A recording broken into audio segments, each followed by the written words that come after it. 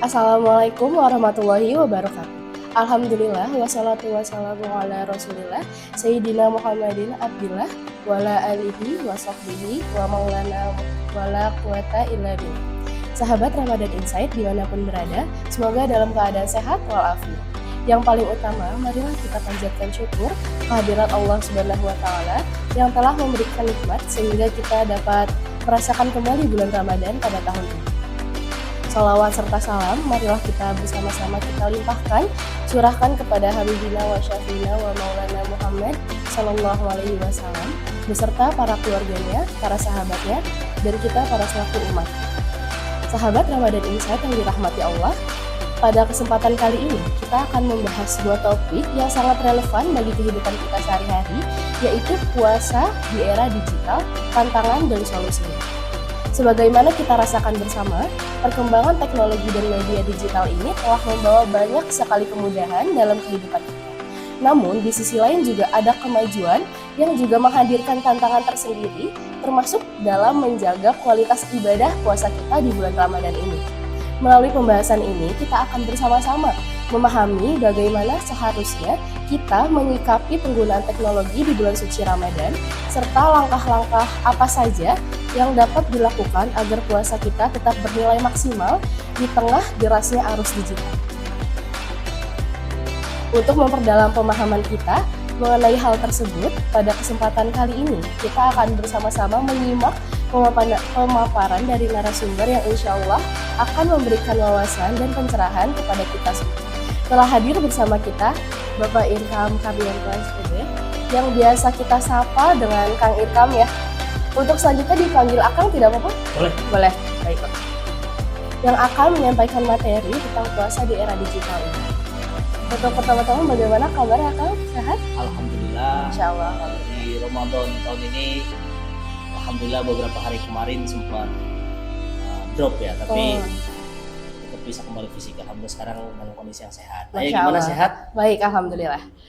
Oke, untuk sebagai pembuka diskusi kita pada sore hari ini, bagaimana sih menurut Akang sendiri nih sebenarnya pengertian puasa di era digital yang saat ini kita hadapi bersama-sama? Ya, memang puasa di era digital ini banyak kemudahan, namun juga banyak juga terselubung kemudorotannya ya. Iya. Yang tadi mungkin saya sudah sedikit bahwa di mana di tantangan di era digital ini khususnya kita atau yang seusia ya, generasi muda banyak yang belum sadar bahwa ternyata banyak hal-hal yang sebenarnya dapat menurunkan ataupun merusak dari esensi nilai puasa itu sendiri, khususnya ketika dalam penggunaan gadget yang berlebihan dan segala macamnya. Oke, baik. Untuk di era digital saat ini, tantangan atau perbuatan apa sih yang paling sering membuat kualitas para generasi muda ini menurun di puasa Ramadan? Oke. Tantangan yang menyebabkan kualitas puasa generasi muda itu menurun. Salah satunya yang pertama adalah distraksi dari media sosial. Itu juga menjadi pengaruh terhadap turunnya nilai ataupun kualitas dalam beribadah atau menjalani puasa Ramadan.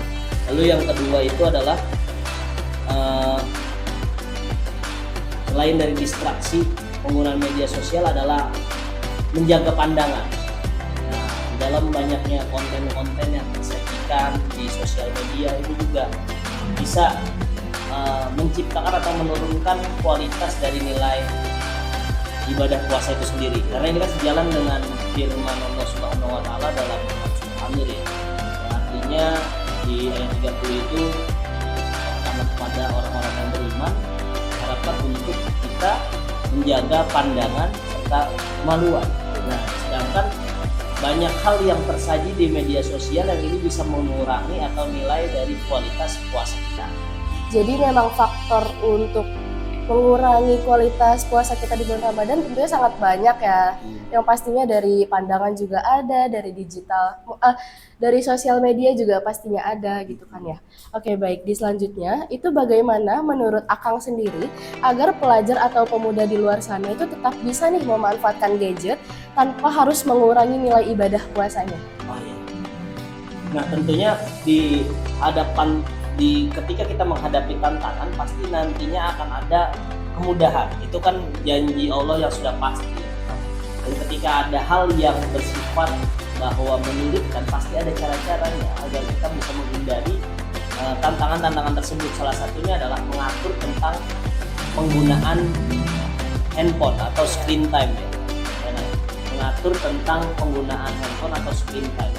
Mulai dari sekarang mulai dikurangi sedikit demi sedikit, mengganti sesuatu hal yang tadinya biasa kita lakukan di bulan-bulan yang lain. Untuk di bulan Ramadan ini usahakan kita maksimalkan nih semaksimal mungkin. Lalu yang kedua adalah dengan mengisi melalui kegiatan yang produktif. Contohnya banyak, seperti kita menyemarakan kegiatan Ramadan dengan misalnya berkegiatan sosial atau bakti sosial dan yang lainnya, yang dimana dengan kita melakukan kegiatan tersebut kita mengurangi intensitas kita terhadap penggunaan gadget itu sendiri. Lalu yang tentunya adalah tetap meluruskan niat ya, walaupun bagi saya handphone tuh bukan sama sekali yang sesuatu hal yang masalah seandainya niatnya ataupun hakikat dalam penggunaan handphone tetap dipegang lurus gitu. Tetap baik. Tetap baik untuk menjaga kualitas dari nilai puasa itu sendiri, karena kan segala sesuatu itu tergantung pada niatnya. Amal amalu. Baik.